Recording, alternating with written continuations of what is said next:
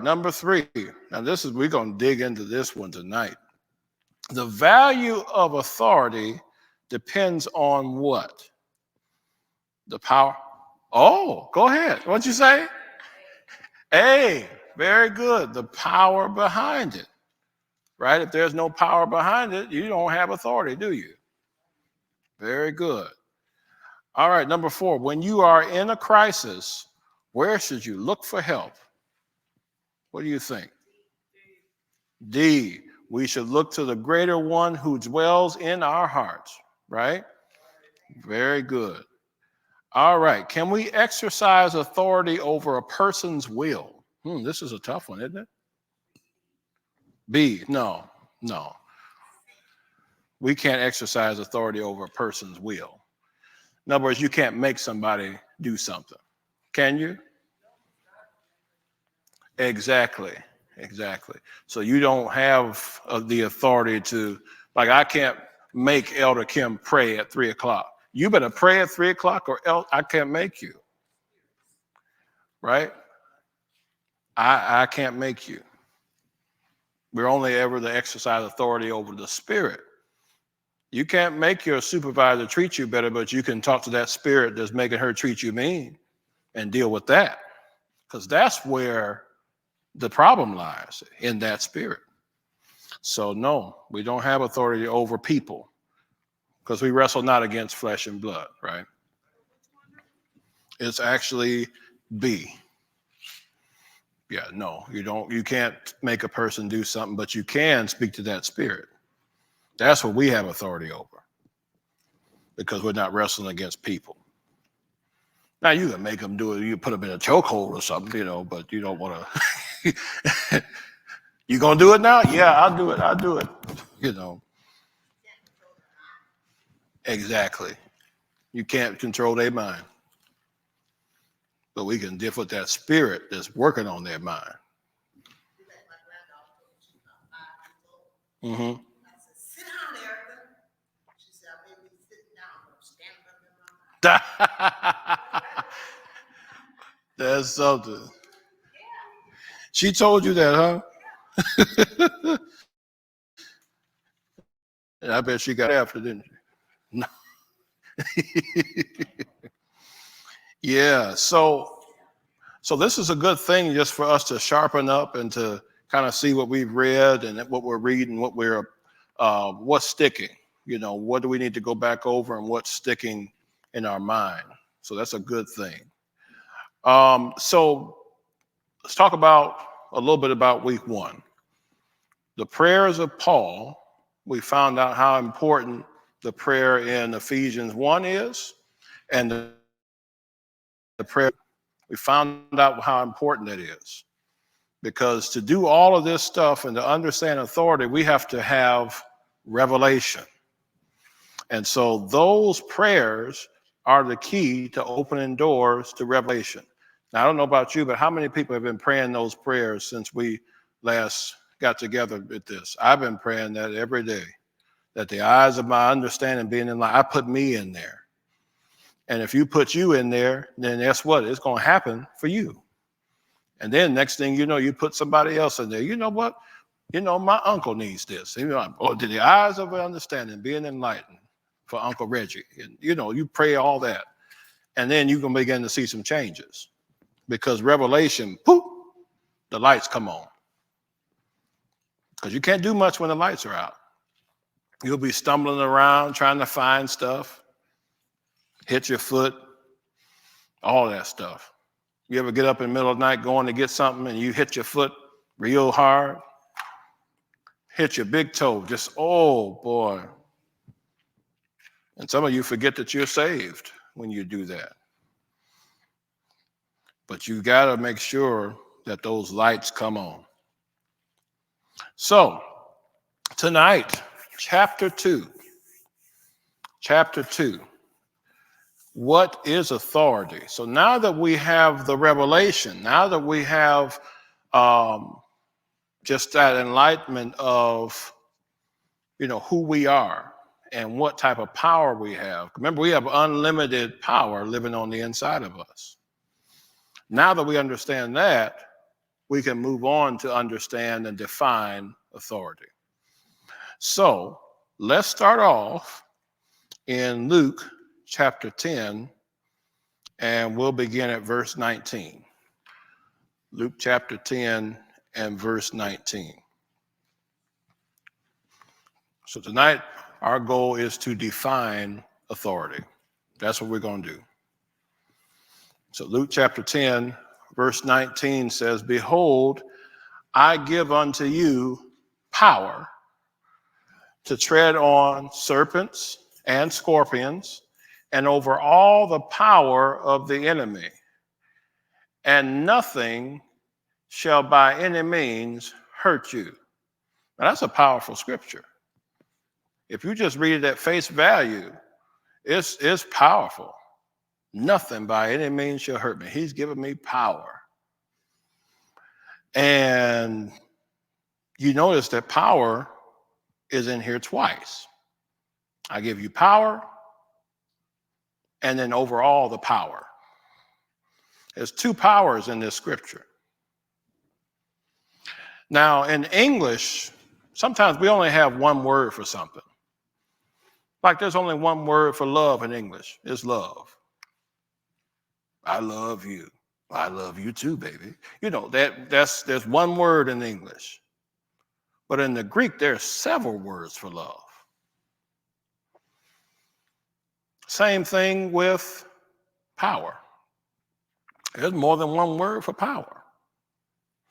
But the translators, they put the English word that we had that went with that. So I want to submit to you by definition in the Greek of what this is really saying in Luke 10:19. Because we got to know what this power is. If we have power, I got to know something about it. Because if I don't know about it, I can't really use it and it won't benefit me. You got power. Okay.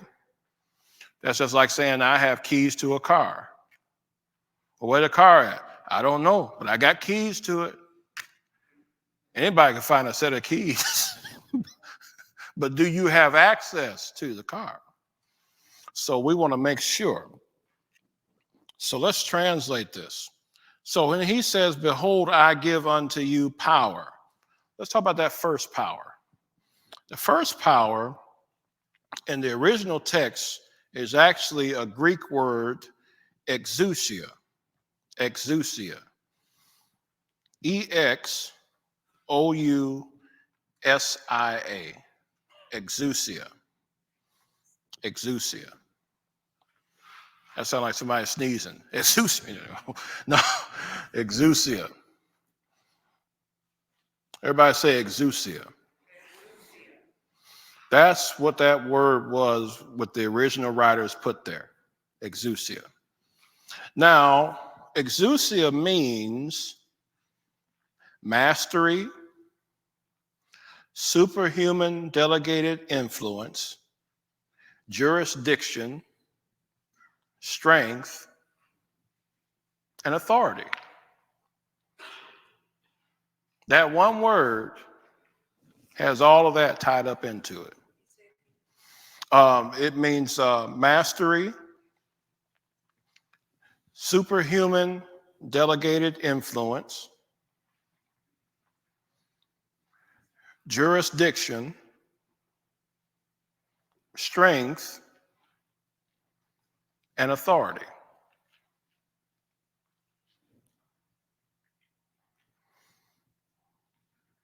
So let's go back. Behold, I give unto you power. Now let's use some of the definitions. Behold, I give unto you mastery. Behold, I give unto you superhuman delegated influence. Behold, I give unto you jurisdiction. Behold, I give unto you strength. Behold, I give authority.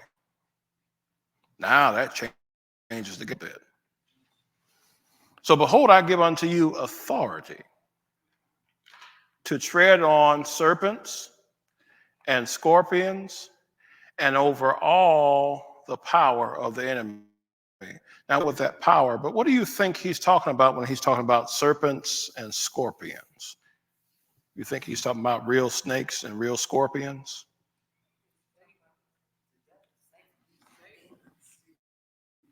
Demonic activity. Demonic activity. Remember, we wrestle not against flesh and blood, but principalities, powers, rulers of darkness of this world, spiritual wickedness in heavenly places. That's kind of similar to this verse. I give you authority to tread upon serpents and scorpions. Because when we think about a serpent in the Bible, we go back to the garden, right? What did the serpent do? Lied, and he deceived Eve, and Adam went along with her. The Bible said that her husband was with her, standing right there. And guess what? He had the authority to stop that situation. And we were in trouble for a long time until Jesus came and said, I'm taking it back. Used to be a deacon at my church growing up. He used to say, thank God for Jesus. Thank God for Jesus. Because without him, we would have no authority. So that's what you have authority over. All demonic activity, you outrank that. You have authority over that. So now let's go to this second power. So I give you authority to tread on serpents and scorpions and over all the power of the enemy. Now let's deal with that power. First power is authority. What is this second power? Pastor Ray was talking about this power on Sunday. You remember the word he said? Dunamis. Dunamis. Yeah, he was saying dynamite, remember? So dunamis, and that's D-U-N-A-M-I-S, dunamis. D-U-N-A-M-I-S, dunamis. So we have to define what that is. So what that means is force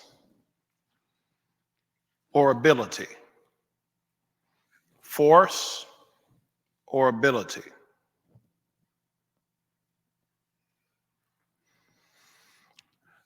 So what he's saying is, behold, I give you authority over all of the ability of the enemy.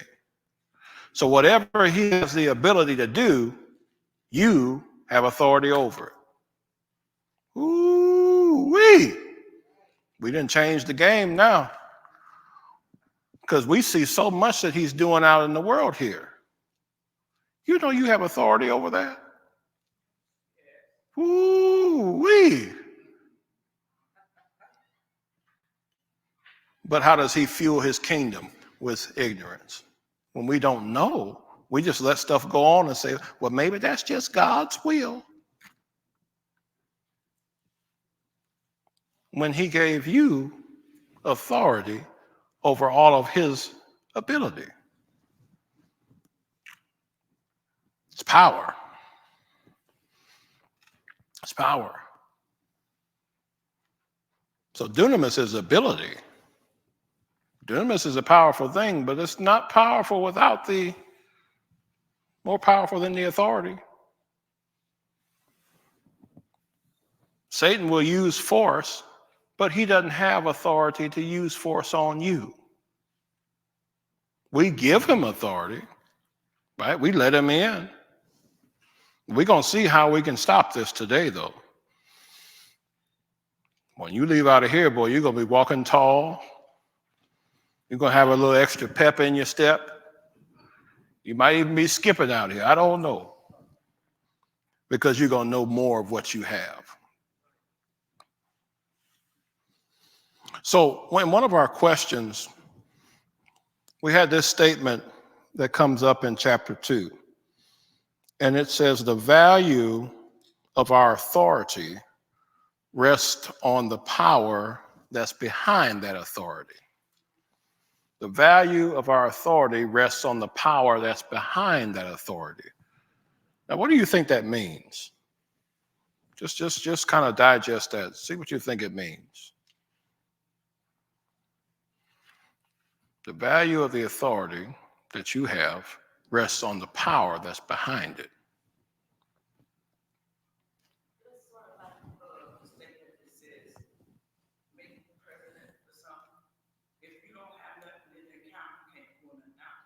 Ooh, I like that.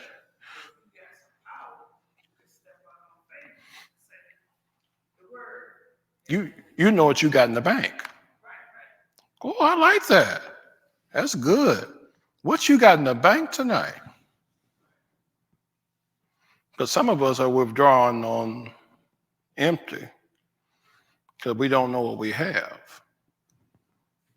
Let me just try and see. No. If you don't know it, there's a problem.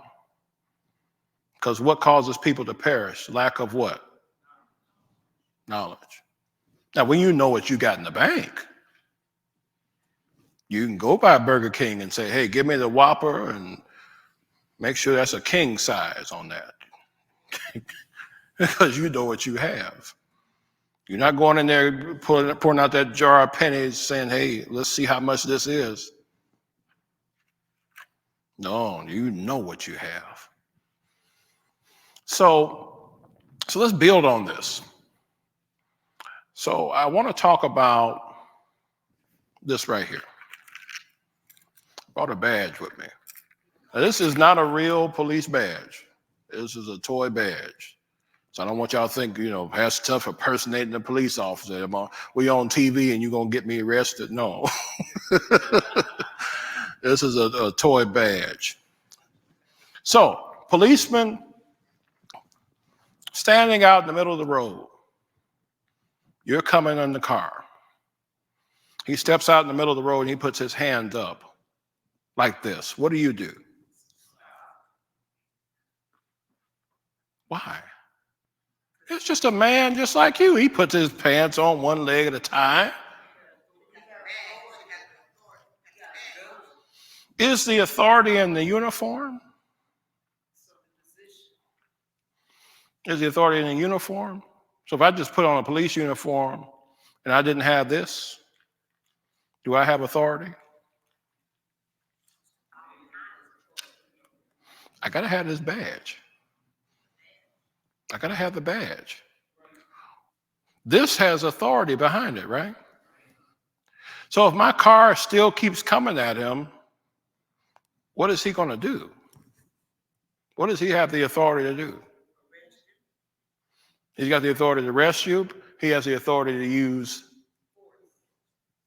That's your dunamis.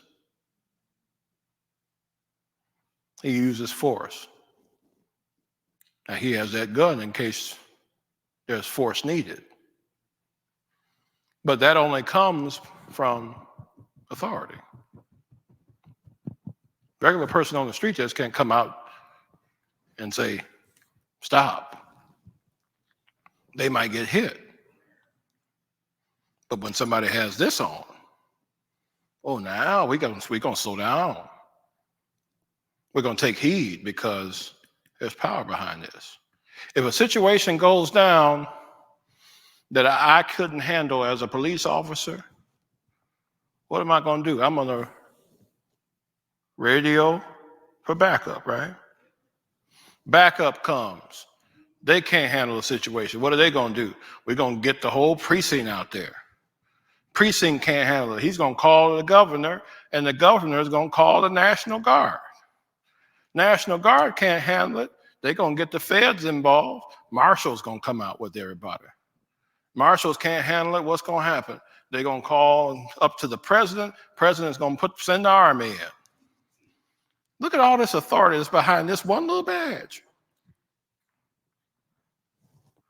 This is power. But greater is he that is in you than he that's in the world. This is a world system. But who we have behind our authority, ooh-wee, you talk about some power, that's real power. We got angels at our command to back us up. Whatever we bind on earth is bound in heaven. We got backup. That's what this is. The authority that we have is our badge. And when Satan sees you coming, look out. But if you don't know what you got and he sees you coming, he's not worried about you. Because I get fuel off of ignorance. But if I'm messing with somebody that knows who they are, he don't want none of that. So Elder Thomas saying he may not come after you, but he don't come after a family member. Come after a daughter, come after a son. But then you're going to see that going on, and you're going to say, oh, no. I got some authority here. This is my jurisdiction. That's one of the definitions of exousia is jurisdiction. He came in my jurisdiction and did that? No, And guess what? Wherever you are is your jurisdiction. Boy, it's something how all this crime that went up in Alliance. Boy, we just need to pray. You got the badge. You can do something about this. But how many Christians live like they're powerless? Quite a few. Noticing that. There's quite a few that don't walk in this thing, and they allow so much havoc to be wreaked across the land.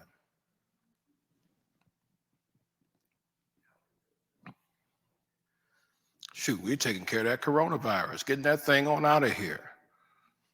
Change the color of the map. I remember when all those counties were red, now they done turned green. Because we have authority. We got some believers that said, you know what? No. We got something here. We can deal with this situation. We don't need the CDC to deal with this situation. We need our authority. That's it. So that policeman puts up his hand, you stop, because he has authority to stop you. Now, can that policeman physically stop the car? Now, unless he got a red cape on, he can't do that. But that badge stops you. How many of you used to watch Andy Griffin? I came up, my father used to always have on Andy Griffin. And there was an episode where these men were selling fruit or something on the side of the road. And it was illegal for them to do that. So Barney goes out there and he's strutting his stuff and he tells them, hey, you're going to get on out of here because this is illegal. And these guys are much bigger than him. And they chased off Barney. Chased him off. He was acting all scary, and Andy kind of found out what was going on. And so he sent him back out there and said, hey, we got some lawbreakers out there. You need to go ahead and take care of that. And so he went back out there and he's shaking away. But he found out something. He told those men, I know y'all bigger than me, but this badge right here represents people that are much, much bigger than you. Now, are you going to leave? And then they got a truck and left. Because he realized, I might not be strong enough to handle this, or fit enough, or big enough, but I represent power that's way bigger than what's in front of me. You got to realize what's representing on the inside of you. What type of power do we have? What did we talk about last time? What kind of power do we have on the inside of us? Is there a limit to it? Unlimited. It's just like a good phone plan. You get the unlimited talk, unlimited text, unlimited data. You're doing pretty good with that, aren't you? It was bad times when we had that stuff where it was limited. I'll call you back on my house phone now. I can't because I don't have that many minutes on here. I remember when that stuff first came out and they had the nights and weekends. So he said, call me tonight, girl, because I don't have that many daytime minutes. I'm so glad they got rid of that because that was terrible. You'd have like 2 daytime minutes and all the nights and weekends you wanted. Only could talk to people at night. You might have a man calling you for a job and you got 2 minutes to talk to him. Unlimited. So because that power backs up that badge, the government will step in when you need them to if there's a challenge that you can't handle because you represent an unlimited power.